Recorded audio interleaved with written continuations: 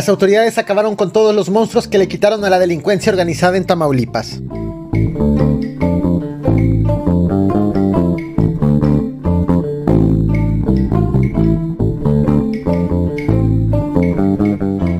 La destrucción de las blindadas en Tamaulipas llega en un momento crucial. A las autoridades les urge pacificar el estado, que está a punto de entrar en un periodo de campañas. Pero voy por partes.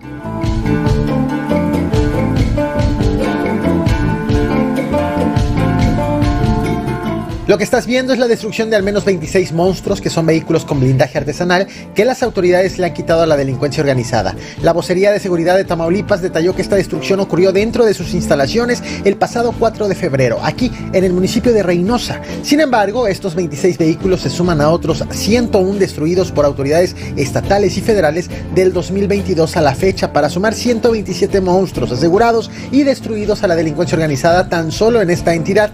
Según las autoridades, estos 127 vehículos fueron quitados a la delincuencia organizada principalmente en la zona fronteriza, es decir, en ciudades como Río Bravo, Reynosa y demás municipios ubicados en la región conocida como la Ribereña.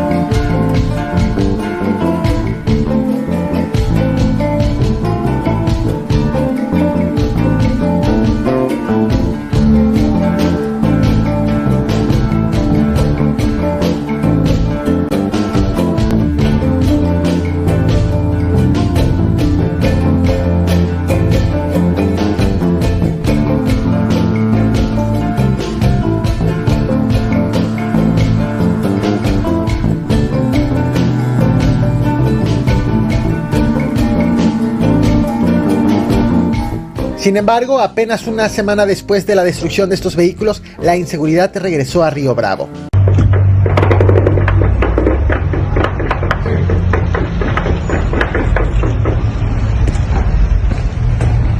Este es uno de los municipios en donde fueron asegurados los vehículos blindados a la delincuencia organizada. Posterior a la destrucción de los monstruos, han sido reportados varios enfrentamientos como este ocurrido este sábado 10 de febrero. La vocería de Seguridad Pública del estado de Tamaulipas confirmó que a las 6 de la mañana fue bloqueada con llantas la avenida Francisco y Madero a la altura del Hospital General en la colonia campestre, mientras que en redes sociales las autoridades pidieron a los habitantes tomar precauciones. En tanto, quienes estaban en la zona reportaron un fuerte estruendo. Poco después de las 7:30 de la mañana, la vocería de seguridad informó que la vialidad ya había sido liberada y que los vehículos ya transitaban con normalidad. Apenas un día antes, el viernes 9 de febrero, la vocería había informado de la detención de Diego Alonso S., a quien calificaron de ser un objetivo prioritario y generador de violencia en Río Bravo. Para anunciar su captura, las autoridades ofrecieron una rueda de prensa en donde narraron el operativo y aseguraron que la detención había ocurrido en Matamoros, aunque su centro de operaciones estaba en Río Bravo. Las autoridades informaron que fueron elementos de la Guardia Nacional quienes lograron la captura.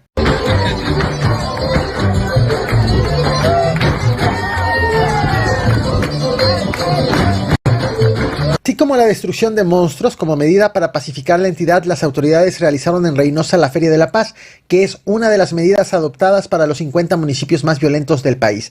Esta celebración estuvo encabezada por la secretaria de Seguridad y Protección Ciudadana del Gobierno Federal, Rosa Isela Rodríguez, y el gobernador, el morenista Américo Villarreal. Esta actividad tuvo como objetivo conjuntar actividades para atender las causas que originan la violencia y para fomentar la sana convivencia. La situación de violencia en Tamaulipas se ha vuelto prioridad para las autoridades debido a que en este año los habitantes irán a las urnas para renovar la presidencia de la República, la senaduría, diputaciones locales y federales, así como sus 43 ayuntamientos. Las campañas están por arrancar en un episodio de inseguridad preocupante, pues la consultoría Integralia ha colocado a Tamaulipas como un estado con riesgo alto de que la inseguridad genere un conflicto electoral.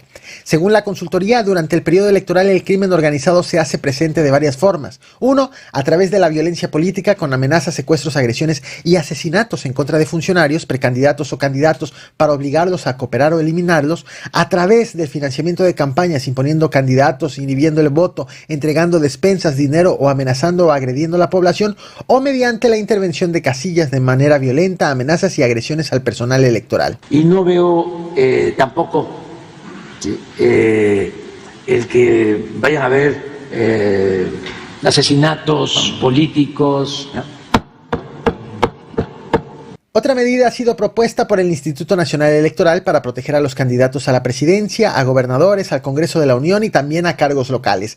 Este esquema de seguridad para los candidatos implica la participación de elementos de la Secretaría de la Defensa Nacional, Guardia Nacional y de la Secretaría de Seguridad y Protección Ciudadana Federal. Para que un aspirante a cargo público tenga acceso a protección, deben cumplirse 2 requisitos. 1, que vive en un estado o distrito con alta incidencia delictiva, y 2, si recibió amenazas o agresiones. La propuesta señala que los candidatos con riesgo alto reciban protección de 10 elementos del ejército distribuidos en 4 vehículos. Los de riesgo medio recibirían resguardo de 8 elementos de la Guardia Nacional distribuidos en 3 vehículos, mientras que los de riesgo bajo recibirían protección de 2 elementos de la Secretaría de Seguridad Pública Federal a bordo de un vehículo. Esto podría aplicar para todos los candidatos, desde los presidenciales hasta para sindicaturas y regidurías. Esto es parte de las acciones que están tomando las autoridades, aunque desde Palacio Nacional se diga que no se ve violencia política o electoral para este 2024. En estos momentos, en el país, una cosa son los hechos y otra los discursos. Va a ser muy bueno el porvenir para México, para su pueblo. Estoy convencido de eso, muy consciente.